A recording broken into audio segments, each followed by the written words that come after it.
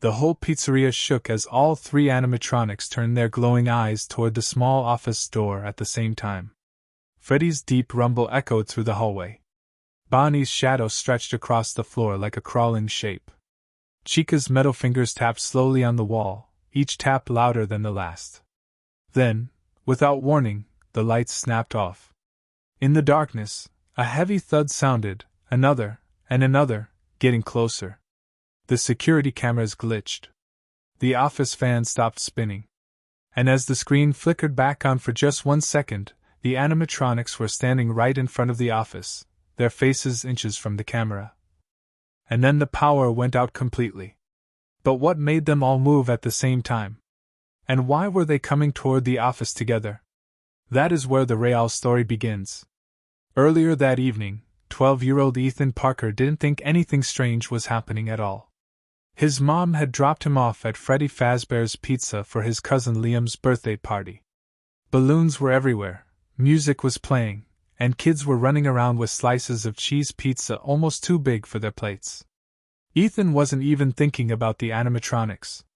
They stood on the stage like they always did, Freddy with his microphone, Chica holding her cupcake, and Bonnie with his guitar. Their eyes glowed faintly under the stage lights, but they didn't move. Nothing felt scary. Not yet. Liam tugged Ethan's sleeve. "Come on, let's go play the racing game before Matthew beats us again." The two boys ran to the arcade section. Everything seemed normal, kids laughing, coins clinking, machines making all kinds of beeps and buzzing sounds. Then, for just a split second, the lights above the arcade flickered. No one else noticed. But Ethan did. He slowly looked toward the stage. Freddy's head was tilted slightly to the left. It hadn't been like that before. "Maybe I'm imagining things," Ethan whispered, shaking it off. The party went on. They had cake, opened presents, and even took pictures with the animatronics, though Ethan stood a little farther back than the other kids. Something in his stomach felt weird, like he knew something was wrong but couldn't explain it. Later that night, when the pizzeria started closing, Ethan's mom was running late. The birthday group left first, but the manager said Ethan could wait inside until she arrived. That's when things changed. The music stopped. All the arcade machines shut off on their own. Every single light in the building flickered again, harder this time. Ethan slowly stepped backward toward the office area where the night guard usually sat. He called out, "Hello? Is anyone still here?" No answer. The stage curtain moved. Just a little. Ethan froze. A low humming sound came from Freddy's speaker. Not music. Not singing.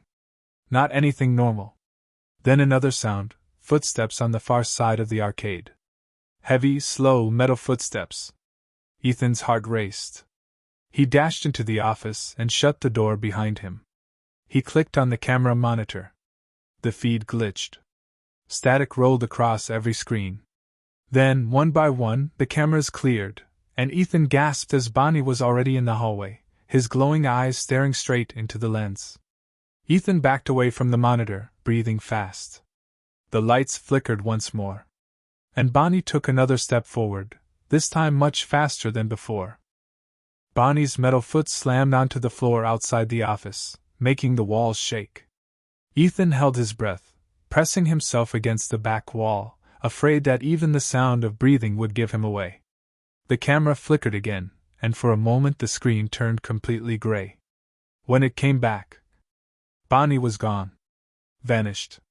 Ethan's heart thumped so loud he thought the animatronics might hear it. He slowly stepped toward the door window, trying to peek into a hallway without making a sound. The hallway was empty. No footsteps. No shadows. But then, a loud metallic clang echoed from somewhere inside the pizzeria. Like something huge had fallen. Ethan jumped back from the door. Whatever that sound was, it wasn't normal. He checked the cameras again.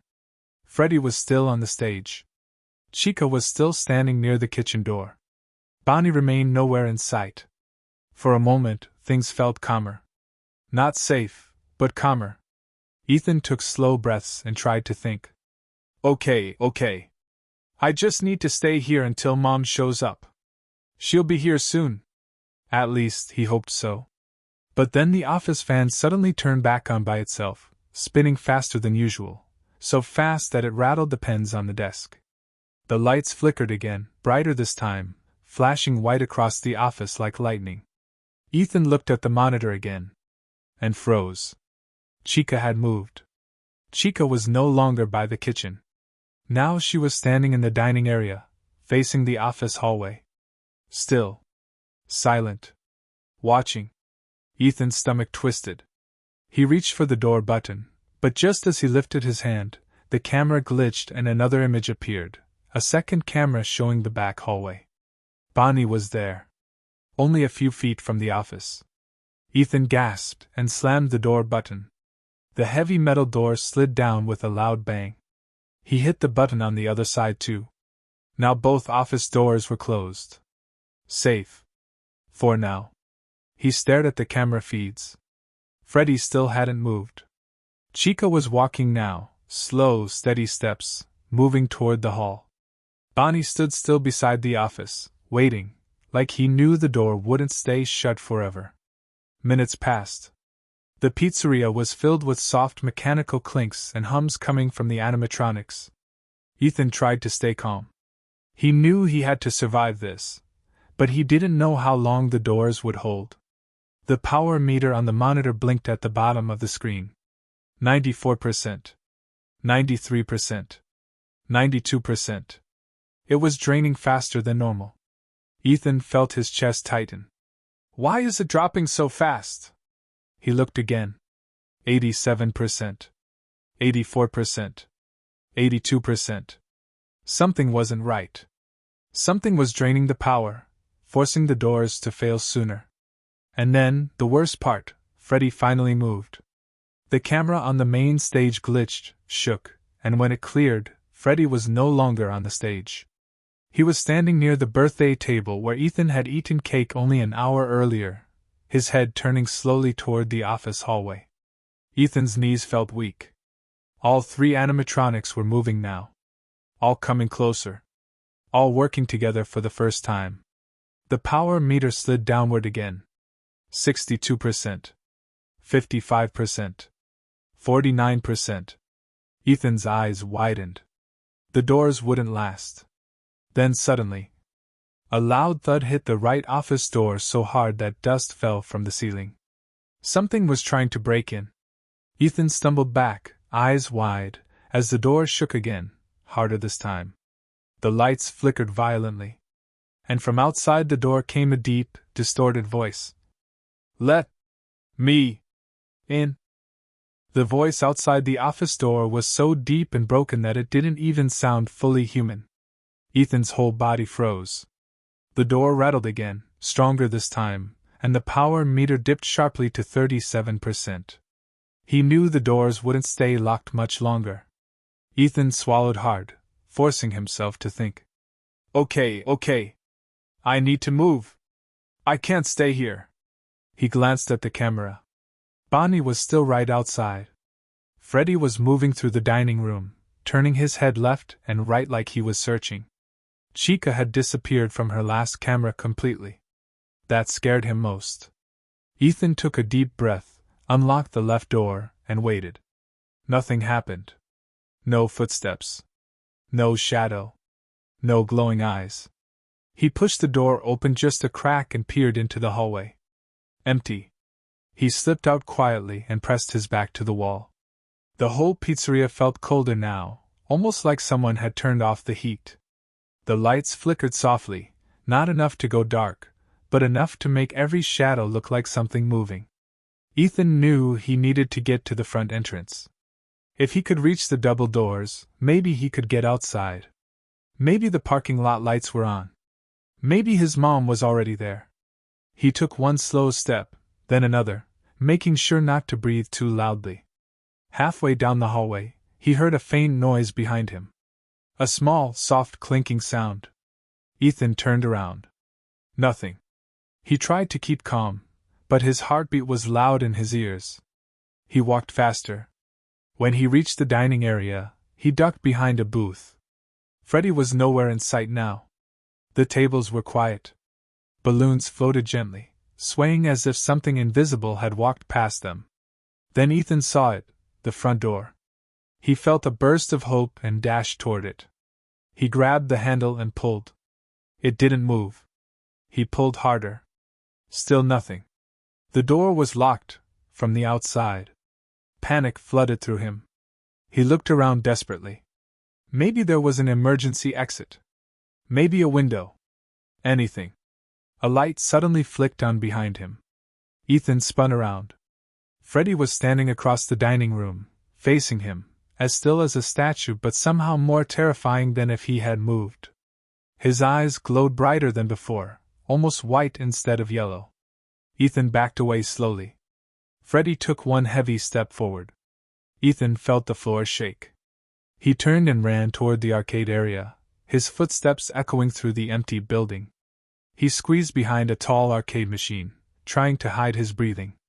From here, he could see only parts of the dining room through the gap. Freddy walked past the machines, his shadow stretching across the carpet. Ethan stayed as silent as he could. Then, he heard a voice. Not robotic. A whisper. Ethan. He stiffened. Who's there? No answer. He peeked out from behind the machine. Still no one. But then the machine next to him lit up. It played a short tune, even though all the arcade machines were supposed to be off. Ethan held his breath. One machine turned on. Then another. And then another. Lights flashed across the arcade, blinking in random patterns. Screens flickered with static.